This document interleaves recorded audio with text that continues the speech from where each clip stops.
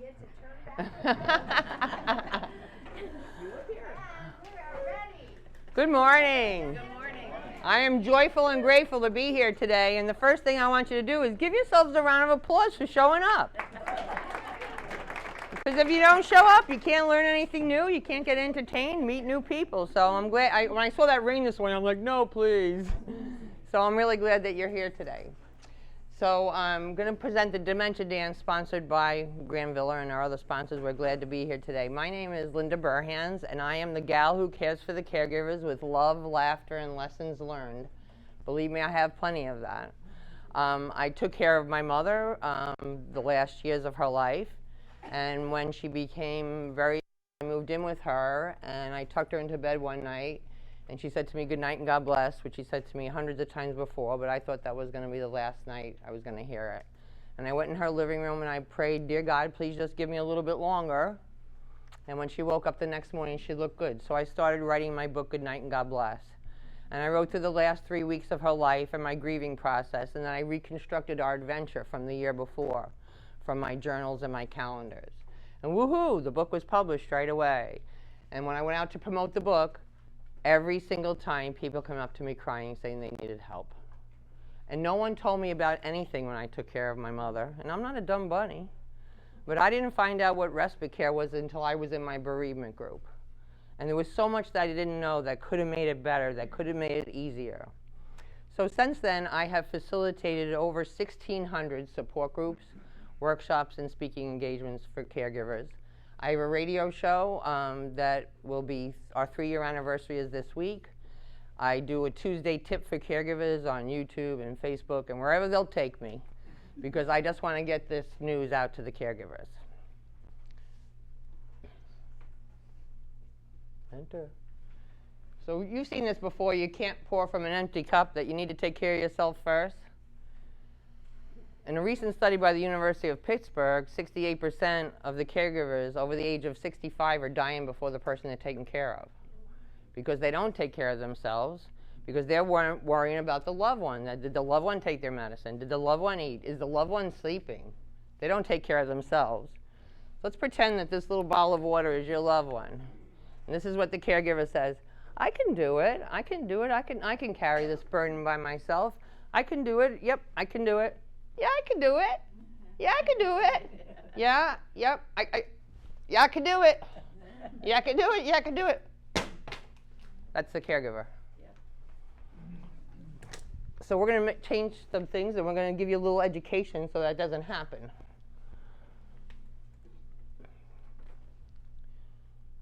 Hello? Some people aren't good at asking for help because they're so used to being the helper. Make sense? Throughout their life, they experience an unbalanced give and take. So their instinct is usually, I'll figure it out on my own. It's not easy to figure it out on your own. You need that village. And I find what happens is somebody comes up to a caregiver and they say, is there anything I can do to help you? And the caregiver says, no, I'm okay. Yeah? And that's the furthest from the truth. And then the caregiver's home at night crying, I have to do this all by myself. Well, you kind of said no to everybody that asked you. And I think part of the reasons caregivers do that is because they're running around this little tornado. I can do it, I can do it, I can do it, I can figure everything out. And now you ask them what they can do to help you. You just gave me one more thing to think about. You just gave me one more thing to put on my list. So we don't need to necessarily ask. Hopefully people will do things without asking, but I suggest to caregivers to take a little time to sit down and make a list of some things you can accept help with. So when your neighbor comes over, your friend from church, you just pull out the list and say, hey, could you mow my lawn? Yeah, I've been asking you for 6 months. But be specific too, because if you say, if you can come over one day and spend some time with my mom, one day doesn't happen. But if you say, can you come over Tuesday afternoon at 2 o'clock? And spend a little time while I go get a haircut, I'm sure they're going to say yes. So they'll say, if not Tuesday, Thursday. And one woman sent me an email after she heard me speak, and she said, I went home, Linda. I made my list. I only put one thing on my list. If anyone asks if they can help me, I say, if you can come over any afternoon between 2 and 4 and let me take a nap, that would be wonderful. And her next line was, I am now napping 7 days a week. And my husband is getting 7 different visitors that had stopped coming. Win-win. Because as much as we think we're the bomb caregiver, and it's our responsibility, that I can only do it, I bet many times your loved one is going, would you please go away for a little while? Bring somebody else in. Think so? I don't know why this thing is. So is it dementia? So I bet you that some people came here today because you're taking care of someone with dementia. Anybody? Somebody that is taking care of somebody they think may have dementia? Or maybe you think you have dementia. Some days. So we're going to talk about those differences. So, here's my duster. Here's my duster. I got a lot of dusting to do around this house. A lot of things to do. Dusting. A little tired after doing all that work. I think I'll make a pot of coffee. I think I'll have some coffee. Well, I'm going to the kitchen to get the coffee. The phone rings. Hi. Hey, Lynn. How you doing? Good. Yeah. Yeah, me too. Yeah. You wanna get together today? Sounds good. Where? The mall? What end of the mall? Oh, down by Macy's. Yeah. I heard they opened that new ice cream place. We can go. I'll have chocolate and you'll have vanilla and we'll share. It'll only be half the calories. Yeah. Oh, you want me to call Jen and see if she wants to come too? Okay. Oh, the pictures from vacation? Wait till you see yourself in that sombrero with that pirate. Only kidding, but you look good. All right, honey, I'll see you later.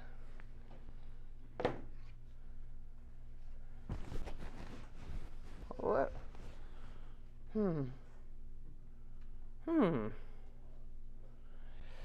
Now, my 25-year-old self can hang up the phone and look around in the kitchen and see the coffee pot.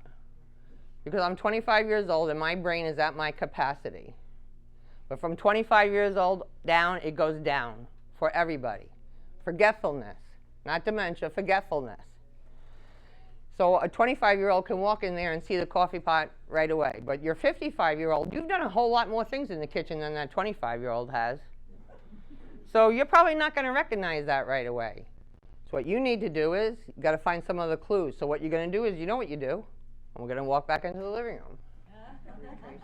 I'm going to walk back into the living room. Look, coffee! Damn! This is making me crazy, this stuff. Now, so I can remember that coffee. And it takes me a little bit. And then if any of us are starting to have some of that forgetfulness, you probably have that notepad next to your phone too, right? And if you're having a lot of forgetfulness, you might have your pen tied to it by the phone. Because then we don't have a pen. So we're going to talk about somebody that has, and what happens is when you have those thoughts go into your working brain. Your working brain is a small part of your brain. But your working brain is a part of the brain that keeps things in order, that helps you schedule, that helps you remember things. Your working part of your brain, though, can only hold like 7 to 8 nuggets. So, am I going to remember all those things we just said on the telephone? Doubt it. So, now I hang up the phone. Yeah, okay? Yep, I'll see you later.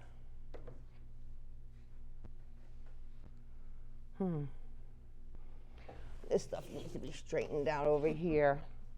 Oh! The hat is here. I told my daughter those people are coming up from the basement and moving my stuff around. Here's proof. The hat's right here. I keep telling her. She's not listening to me. She's not listening to me.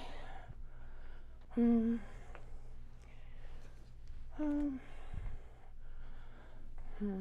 what I do is I walk around aimlessly dusting, doing things, straightening things out, and then at 10 after 2, the telephone rings.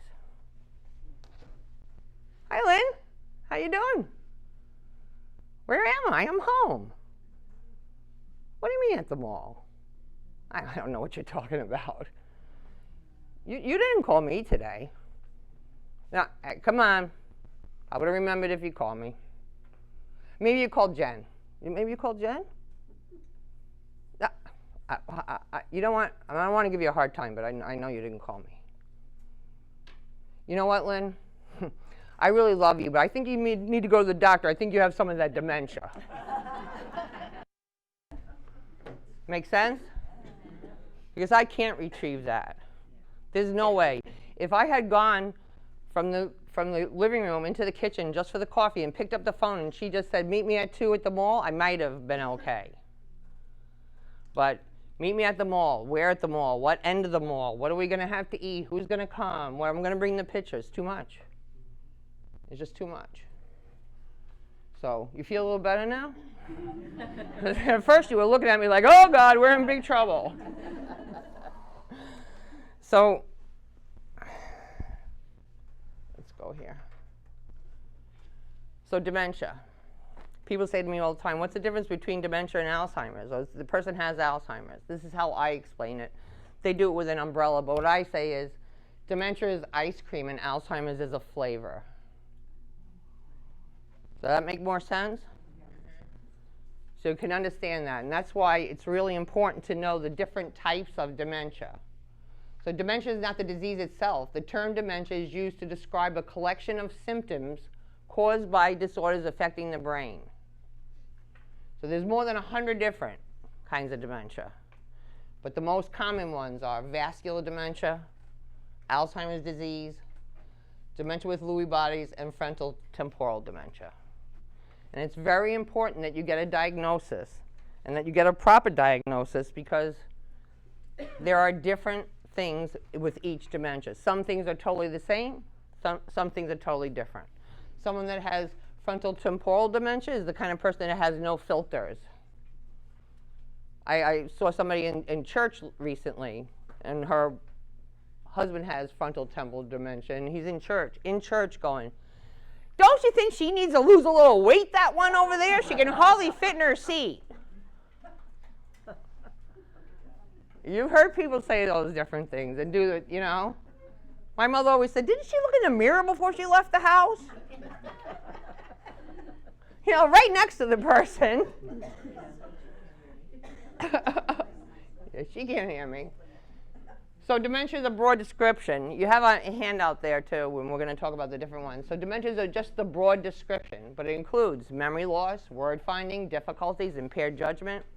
People say to me, they come to the support group, my mom keeps asking me 25 times the same thing every day. She's trying to drive me crazy. No, she's not trying to drive you crazy. She really cannot remember from one moment to the next. I had a woman come into a support group a while ago, and she said, my doctor said I need a support group. I said, oh, I'm glad you're here. I'm glad you're here. And she goes, so what do you do here? I said, well, we share resources and ideas and, you know, different experiences and tips. And she goes, give me a tip. I go, excuse me? Give me a tip. I go, all right, I'll give you a tip. I don't know if it's going to work for you, but this is my tip. If you have to take your husband to the doctor on Friday, don't tell him on Monday. Because he's going to ask you all day Monday, all day Tuesday, all day Wednesday. She goes, oh my goodness. The other night at 3:30 in the morning, my husband was all dressed sitting on the bed waiting to go to the doctor's. She goes, I think I'm going to like this group. But if you don't know that, you could put yourself through that whole week of stress with that for nothing. For nothing. So dementia is diagnosed after a series of assessments, and physical and blood work. And I put on the handout, there's different places where you can go for assessments. In this area, St. Anthony's, Morton Plant, the USF Bird Institute. So that's most important, because you wouldn't go to the doctor and the doctor says, oh, mom has cancer. Here's some pills, come back in 2 months. You say, what kind of cancer does mom have? Where is the cancer? How do we treat it? You want to do the same thing with dementia. Make sense?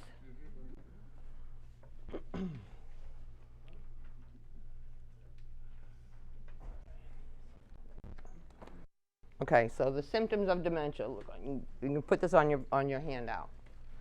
Dementia symptoms are varied, but typically include memory loss, problems with speaking or communicating, problems focusing, and these are the kind of things you want to look out for with your loved one. Impairments in judgment, having difficulty comprehending what is real and what has been seen. So some of the dementias have delusions, not all of them. A gentleman called me recently. He said, my friend told me I need to meet with you. And I'm like, okay. So he says, my wife's telling me that there's kids in the living room. Yeah. He goes, you know what I did, Linda? I had a camera put in every room in the house to prove her wrong. Aww. Now she thinks the FBI is spying on her. I said, because you are. I said, can I come over to your house? So you need to take those cameras down. When she sees those kids in the living room, you got to tell them the one with the pink skirt on is really cute. Really. Because that's what that person really believes and what they see. You can argue with them until you're blue. You're not going to win. You're not going to win. So the most common types of dementia. Number one is mixed dementia. Alzheimer's, vascular dementia. So vascular dementia is many times from a stroke, an accident, a brain bleed. Lewy bodies is the one that has hallucinations, a lot of bugs, a lot of picking, that kind of thing, and a lot of repeated falls. Then frontal temporal is the no filter. Is definitely the no filter one. Parkinson's, trembling, walking, talking, a lot of fear. Unfortunately, my brother, we're having a wedding in a couple of weeks, and he called me yesterday on the phone hysterical. He has Parkinson's. He said, I'm afraid to get on the plane. Yeah. I'm afraid to leave the house. Now, I can tell him there's nothing to be afraid about, but he's afraid. He's afraid. You left out mixed dementia. What's that one? It's a combined. All of them? Yeah. Okay. Or some. Or some. Wernicke-Korsakoff syndrome, that's alcohol-induced dementia. Alcohol-induced dementia. And then Huntington's disease, that's the only one that is hereditary. And there's you hear a lot about that with people that had football injuries, a lot of head injuries, kind of things that come in. Unfortunately, usually by diagnosis, 30% of the brain has been diseased because we wait so long, and because, I'll tell you, if the day comes that I get dementia, I'm going to fake it as long as I can. Really, I'm serious. I don't want to lose my independence. I don't want to, and it's very funny because somebody comes to visit Mom and they go, Mom's good, what are you saying? Exactly. Yeah, because Mom could fake it for a day or two, especially if she knows you're coming. If you're a long-distance caregiver and you call up Mom, Mom's not going to say, I fell down the other day and my leg's all broken blue and Dad hasn't pooed in 3 days. No, everything's great. Everything's wonderful. And if they know you're coming, they'll fix up stuff. They'll get extra food in the house that they normally don't have. And you got to stay a week or two. Or you got to go there unexpectedly. And when you go there, if you're a long-distance caregiver and you have some questions, you need to go talk to the neighbors. The neighbors or the friends at church or whoever it is, because they're going to tell you the truth. Like, I don't think your mom should be driving anymore. That kind of stuff. Because Mom may not even drive when you go to visit because she doesn't want you to see anything. One caregiver, she said, I took your advice, Linda, and I went next door to my mother's neighbors when I went to visit, and they said, oh, we were so upset 2 weeks ago when the ambulance came and took her away. Mom never told them. So if you want to know what's going on, you got to be a little detective. Can we read this out loud? Caring for a loved one isn't a matter of doing the impossible. It's a matter of redefining the possible. Redefining the possible. You have to remember that their reality is your reality. And you have to remember that their brain is dying a little bit every day. It never just stops. It never goes away. It's losing oxygen. It's losing cells. So it's not going to get better. People say, oh, my mom is trying to do this. There's no faking here. There's no faking here. Who would want to? It is what it is. And it's rough.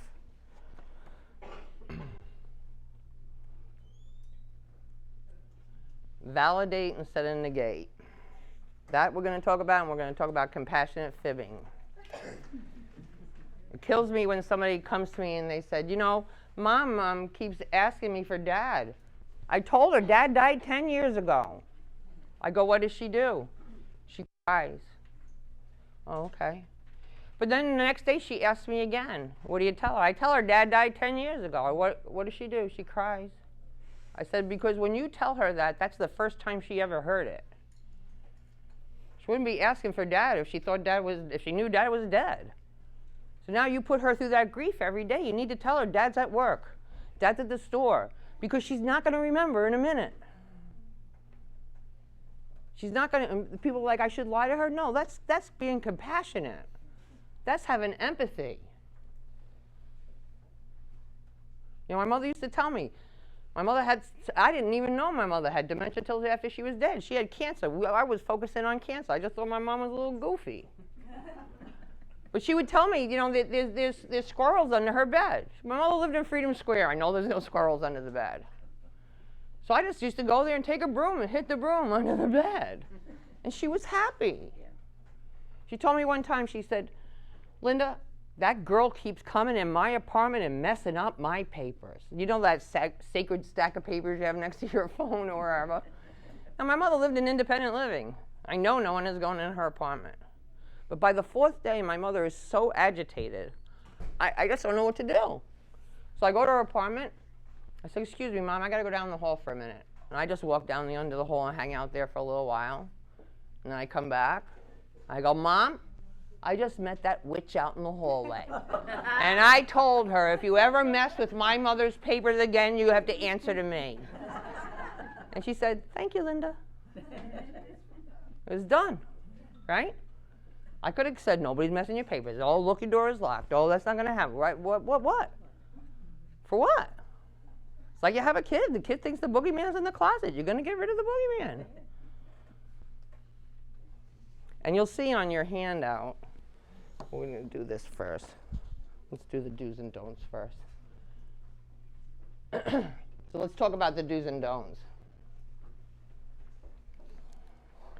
We want to remember we always want to respond and not react.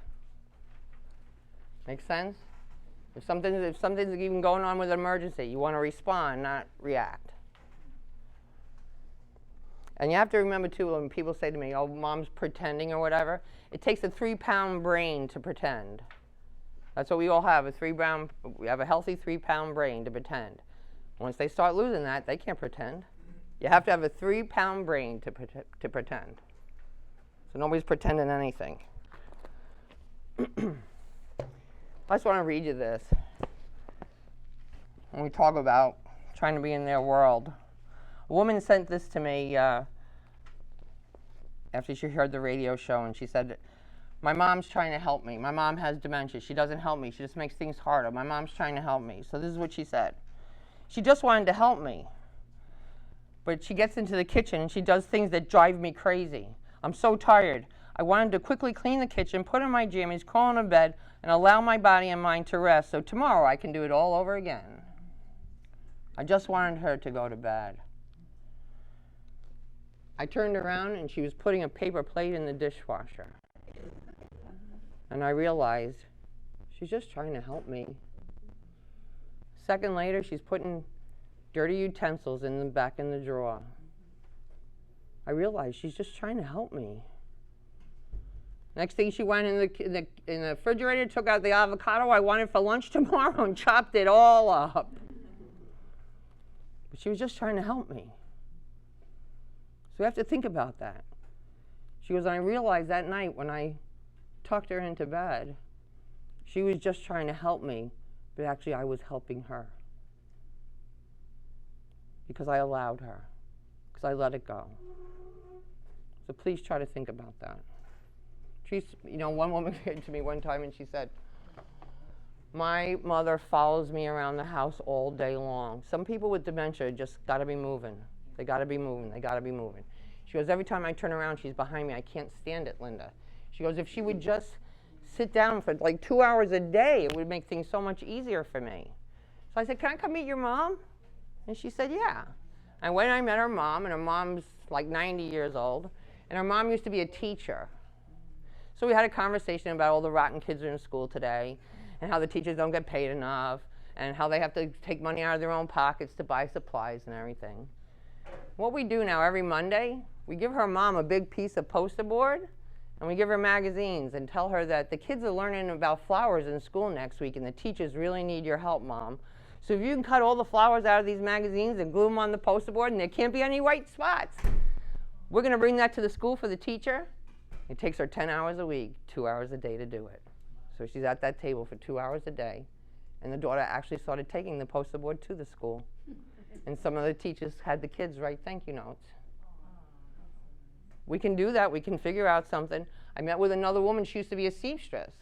So we give her a big jar like this with all different buttons in it, and a whole bunch of little containers. And she sorts the buttons. And sometimes she sorts them by colors, and sometimes she sorts them by sizes, or sometimes by shape. And every now and then she picks up that one button and says, just like on the dress I made you in 2nd grade. And they sit down and have a little conversation. And a little less frustration. And we can pull those buttons all out and start over again tomorrow. And it'll be a whole new adventure. That's one thing, people with dementia, they meet new people every single day. Every single day. So we want to be compassionate. You know, when we go to visit Grandma, and we haven't been there for a while now, you know, Grandma might forget my name. That might make me feel really uncomfortable. So I suggest if you go to visit Grandma and Grandma's starting to forget the names, that you put a picture of yourself right here when you were a kid. Because many times then they can look at that and they can make that connection. It's not going to be forever, but it can work. And when I go see my uncle that has Alzheimer's, I walk up to him and I go, hi, Uncle Jimmy, it's me, Linda, your favorite niece. But I bait him. I give him something, you know, to come back with me. You know, I see people going, it's me, Mary, it's me, Mary. You know it's me, Mary. What? Would you do that to an 18-month-old? It's me, Mary, it's me, Mary. You could say it's me, Mary, 100 times. I got to tell you a good story. A guy's coming to my support group. His wife has Alzheimer's. She lives in a community. And he calls me one day and he says, it's over. I thought she passed away. He said, no, Linda, I went to visit her last week and she said, I don't know you, you old man. Get away from me. I don't know you, you creep. He said, I went back the next day. It happened again. The next day and the next day. And the 4th day, the people at the community said, maybe you shouldn't come back for a while. You're just agitating her too much. Linda, we're married 68 years. So I go and I meet him for lunch, and what do? We cry. What can we do? We cry. He calls me like 2 weeks later. He's like, I got the best news in the world. I'm like, lay it on me. He said, I can't sleep at night, Linda. I'm just laying in bed. And all I hear is your voice in my head saying, go into her world. She can't go into yours. Go into her world. The guy got a full head of white hair. The next morning he went to the salon. He had it dyed black and cut into a crew cut like he wore in the day. Bought a pair of blue jeans, white shirt, rolled up a pack of Camels in his sleeve over here, and found the surfer's course she gave him when they were 22 years old. And now she's in love with him. And he looks so darn cute. But how much love to try to figure that out. And I talk about this a lot, and the more I talk about it, people get more ideas.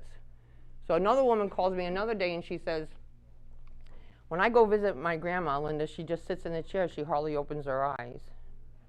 She goes, I go into the community. She just sits there. She goes, I know she can hear me because once in a while she'll say a little something, but mostly she just sits with her eyes closed. But when I was a kid, she always made me chocolate chip cookies, and we always played Parcheesi, so I decided to try it, Linda. She says, well, I brought hot chocolate chip cookies there. And I put them under Grandma's nose. Grandma went, chocolate chip cookies, Grandma. She goes, you always made me the best chocolate chip cookies, Grandma. Thank you so much. Grandma, open up. She gives her a little bit of the chocolate chip cookie. She goes, remember, Grandma, we used to play Parcheesi when you made those chocolate chip cookies with me? I happened to bring a board today. Do you want to play? Her grandmother opened her eyes and she said, get ready to get your behind whooped, Violet. Played 2 games with her and then it was done.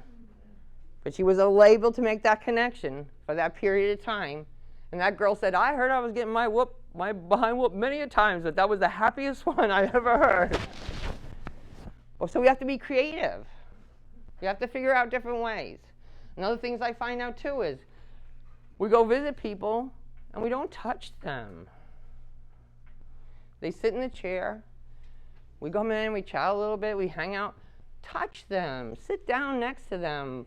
Plus, you'll find out if there's any kind of issues. Sometimes when you get a little hug, that's when you can realize somebody lost a little weight. Sometimes when you give a little hug, you can go, you wonder somebody maybe needs a little bath. But really, if you just go to visit her and she's just sitting there with the blanket on her chair and she doesn't get out of the chair, how do you know? You know, one of the biggest parts of aging, whether it's Alzheimer's or dementia or cancer, whatever it is loneliness and isolation and being alone. You got to hear this one. I had a woman call me and she said, oh yeah, actually we went out to lunch. She said, I go to this woman's house 3 days a week for 3 hours and helps her with chores and tasks and different things. She said, but she keeps asking me all the time, would I come over and watch TV with her at night? Now I have my own family.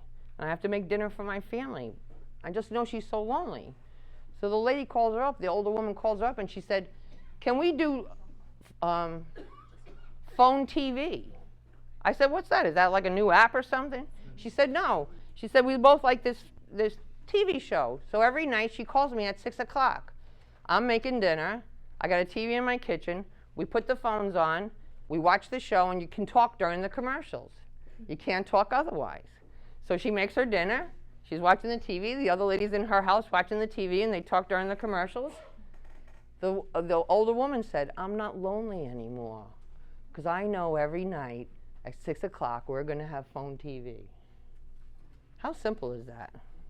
How very simple is that? And how brilliant, another brilliant one.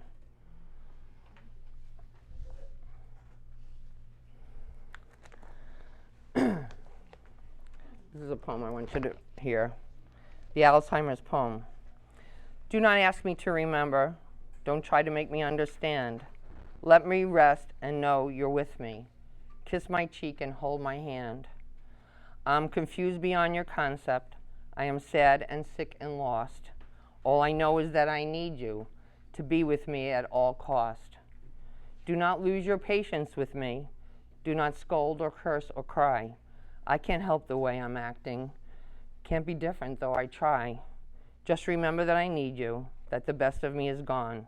Please don't fail to stand beside me. Love me till my life is done. Gives you something to think about, doesn't it? Tears, I know. Because we're all human, and this is a hard thing, and it's not easy, and we're exhausted. And we think we're doing the best job, but we need help. And we need to accept help. You know, when somebody's really agitated with dementia, this is what I find, the person will be getting agitated. And they'll be like, stop, stop, stop, or whatever they'll be saying, whatever word they'll be repeating. And what the caregiver goes up to them and they go, it's okay, it's okay, it's okay. It's not okay. Please don't say it's okay, it's okay, it's okay. It's not okay. I'd rather you say, I know this stinks. I know you're having a hard time. I'm just here for you. I just want to help you. I know you don't feel comfortable. The last thing you want to be is frustrated as heck and somebody's telling you it's okay, it's okay, it's okay. It's not okay. So we want to watch our words.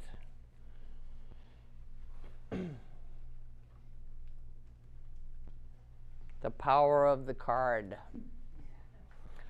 I have a bunch of these business cards back on my table. says on the card, the person I am with has Alzheimer's or dementia, which makes it difficult for them to find the right words and understand what has been said. Thank you for your patience. Well, if you have some of these cards in your pocket, and you take Mom into the store, and Mom is looking at 55 pairs of earrings, and she can't decide which one she wants, or she might even put one in her pocket.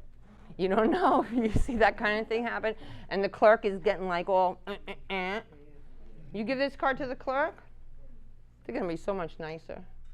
You give this card to the wait staff, they're going to be so much kinder. They're going to be so much more patient. So I give these out at my support groups and stuff. And one day, one of the ladies from the support group calls me and she said, "Can I have 18 more cards?" I'm like, "Yeah, you could have 18 cards."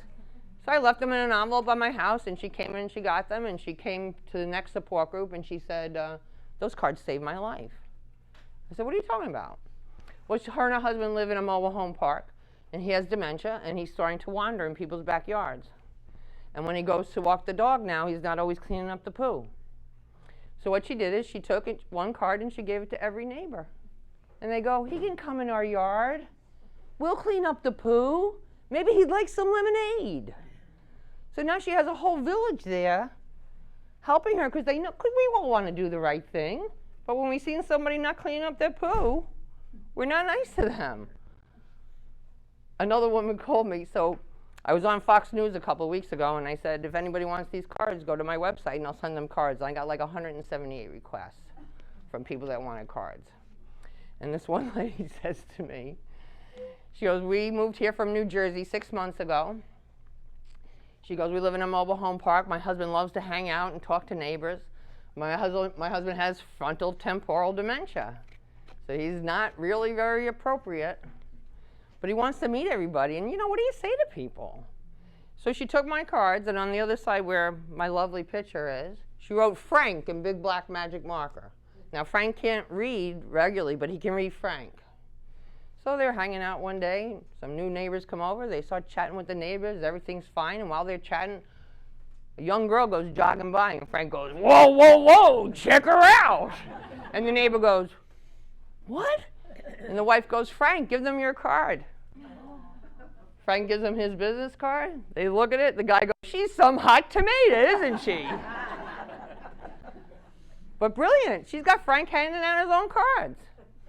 I had another woman call me, and she said, "I got your cards the day before I was going back home to my high school reunion. My husband and I were high school sweethearts." She said, "But I wasn't going to bring him to the reunion with me because of his frontal temporal dementia. And a friend was going to hang out with him. And 4 hours before the reunion, the friend fell off a ladder and broke his ankle.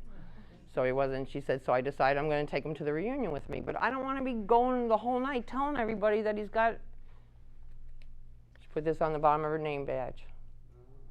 He said something a little funny. She went like this. People saw it. She said, "Linda, we had the best night. We had the best time. And also, Linda, I have 10 more names and addresses of people that would like cards." I said, "We can do that. We can do that." Why is this so difficult? Oh, self-care. Self-care. Caregivers, please, please, please take your time to take care of yourself. Because if something happens to you, who's going to take care of them then? And what are you going to do? And we all say, "Oh, I can do it, I'm okay, I'm okay, I'm okay." And then we start losing weight. And then we start getting sick, and we don't go to the doctors ourselves.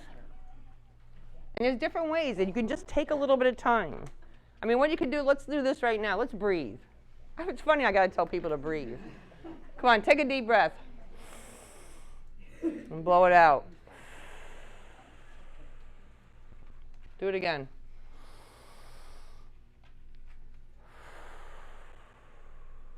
One more time. What a difference, huh? Does that make a difference in how you feel? I have one caregiver that comes to my support groups, and she goes, "Every time I'm having a really tough time, I think of Linda," and I sit down in the chair and I go,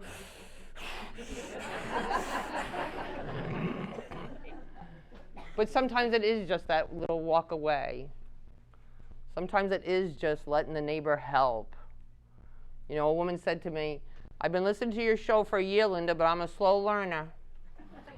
She said, I can't really take my husband too many places anymore because of his dementia. She said, but I want to go to church. I can't go to church. I want to go to church. She says, my neighbor's Jewish, and he's been asking me for a year if he could do something to help me.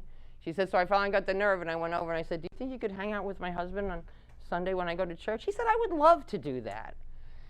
She said, I went to church, I came back, they were playing dominoes. They said, go away, we don't need you.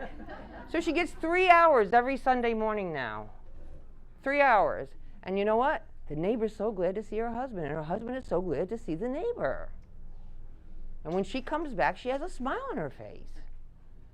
Where before she would just be rushing out to the store and trying to rush back and trying to do this and trying to do that. She actually has some time to breathe. You know, I was in a caregiving experience, a different caregiving experience. I had custody of my grandchildren for 6.5 years. And I was finding I was waking up in the morning mad, depressed. Am I going to have to do this for the rest of my life? I don't understand Common Core math. I don't know what Airheads is. I don't know, what an Xbox is. And I said, I can't be doing this. It's just not good. So what I started doing, and I've done this every day now for 5 years, is when I wake up in the morning, I live on Lake Seminole, is I go take a walk, and I go out onto the dock, and I say my prayers, and I say, tell me what to do today. I don't have a clue. Send me wherever I'm supposed to go. And then I take a picture of the sunrise, or a bird, or a flower, or whatever it is, and I post it on Facebook, and I say, Good Morning Seminole. So people are expecting it from me now. And then I email it to my stepmother and my best friend, because we all live alone. And my stepmother has 1 hour to get back to me, so I know she's okay. And every morning she sends me back an email, and she says, magnificent, a watercolor. So every morning I get kissed by my stepmother. And 3 weeks ago, she just sent me a huge camera that I'm afraid of, but I don't want too many buttons. But it makes a difference. I wake up every morning looking for something beautiful, and I find it in 15 minutes. And I have gratitude, and it makes my day start out good. So a while back, I was at a seminar, and I was sitting in the audience, and people were walking by, and they're like, Good morning, Seminole. They're like, much better than those politics on Facebook, Or I wake up in the morning looking for that picture, Linda, or whatever. And so there was this man sitting next to me. His name was Dave, and he was one of these Army guys. He's got the flag everywhere, He goes, can you tell me what Good Morning Seminole is? So I explain it to him, and I show him some of the photos on my phone. He turns to his wife. He turns back to me. He goes, we're 92, and we don't get out too often. Could you send us that picture every day, too? I'm like, sure. He's like, surely she's going to send us the pictures. I said, what's your email? He says, DNSBeachBums@AOL. I'm thinking, well, that must be an old email. So I sent him the picture every day, and just once in a while he would say something. And then a while back I got an email, and the woman said, I don't know who you are, but passed away. But I want to thank you for sending him those pictures, and I want to let you know that he had 10 of them framed in his office, and we're donating them to the library. For one more, right? One more little tiny thing. So you can all start your day out that way. You can all get up a little bit earlier than your loved one. I know, Linda, please don't ask me to do anything more. Excuse me. But you can, to take that little time for yourself. You can let your neighbor come over and spend a little time with them, or your kids. And you have to tell people. People don't tell people what they're going through. People don't say that they're having a rough time.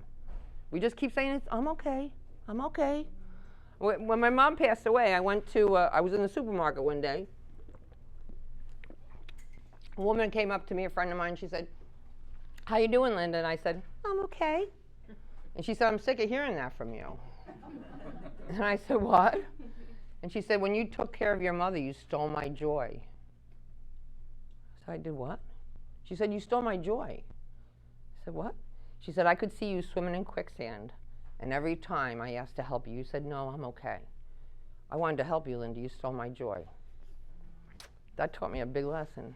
So don't steal your friend's joy. When somebody asks, when you ask somebody and you want to help them, right? You want to help them. That's why you ask them. And if they say no to you all the time, you kind of feel bad. When they say yes, you usually feel good. So let somebody feel good.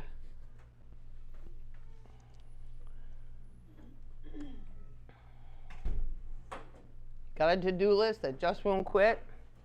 Always running when you need to sit? Concern for loved ones crowding your head? Will the phone's next ring make you see red? Wish your worries didn't make you weep. Wonder when you'll get a good night's sleep. Chances are you could use some support. There are caregiver support groups all over the place. Any of you got guilt? Nobody has guilt? Yeah, come on. Caregivers have guilt. I'm not doing the best job. I'm not doing a good enough job. I don't know enough. I barked at my mother. I'll tell you, a woman who happens to be in the audience came to my support group a while ago, and she said, you know, I said something that wasn't so nice to my husband. You know, I jumped at him or whatever. And the doctor said, don't worry, he won't remember it a minute from now. That's right. Right? Right? That does not mean that we should keep doing that, though. So you can't just keep doing that. But really, it's the truth. Shake it off. Yeah, shake it off.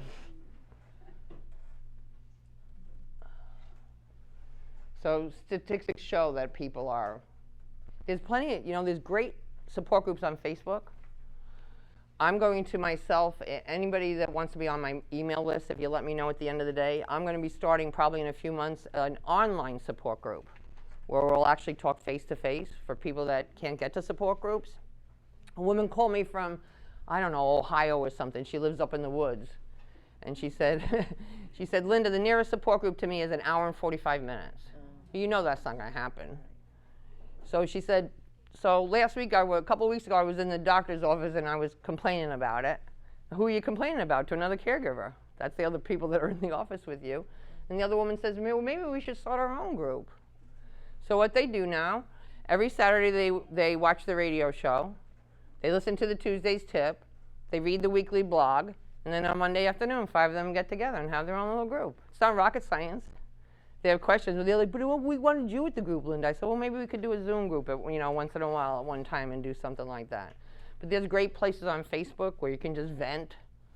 Some of them are a little too venting, so you have to decide where you want to go. You know, there's some that are just the whiners groups, but right. But then there are other groups that give you really great information. And keep coming to these seminars and keep talking to people. Talk to people. Let them know that you're struggling. Let them know that you need some help. It's okay. That's okay. Yeah? It's safe to do so in groups. It's safe in groups. Yeah. People come in groups all the time and say things you know they wouldn't say anywhere else. I remember a woman coming into a group one time, and she just came in the first time and she just wept through the entire meeting. She just sat there and wept. And all of a sudden at the end of the meeting she blurted out, she said, my husband thinks I'm cheating on him. That's a sign of one of the dementias. I've been married to him for 62 years. But you know what? She would never say that to somebody at church. She would never say that to her neighbor. She would have never said that. And when she said that out loud, and someone in the group said, yeah, honey, that's part of it. My husband went through that phase too. And someone else said, yeah, my husband went through that phase too. And all of a sudden you just saw her go, oh. And sometimes we laugh through the whole thing, sometimes we cry through the whole thing, sometimes I dance through the whole thing. You never know what's going to go on. But we just always learn something new. I remember one support group, I was doing it for a long time, because you know, I get to know these people, I build a relationship, they're like my other family. And finally at one of the groups, the man just blurted out, I wish the Lord would just take my wife. I just wish she wouldn't want to live this way. I wish she would be out of it. And 2 other ladies go, yeah, we just said the same thing about our mom last night.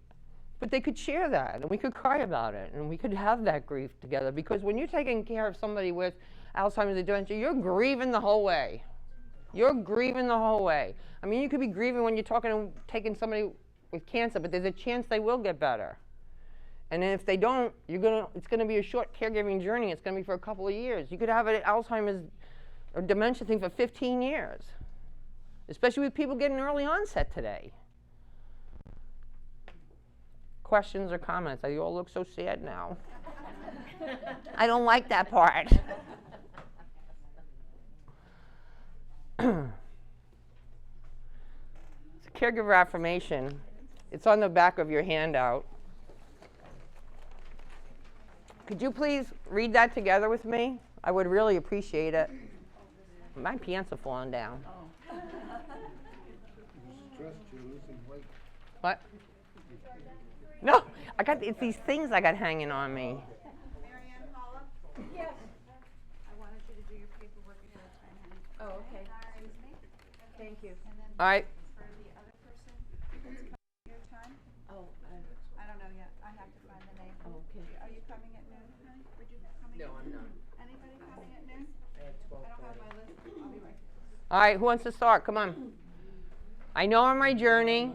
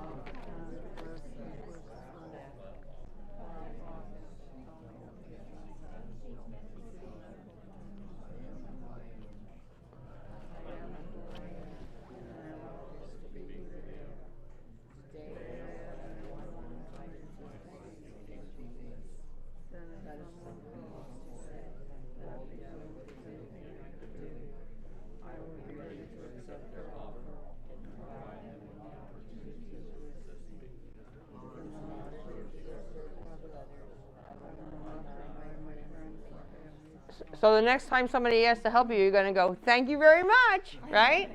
Yes. I actually can affirm to this.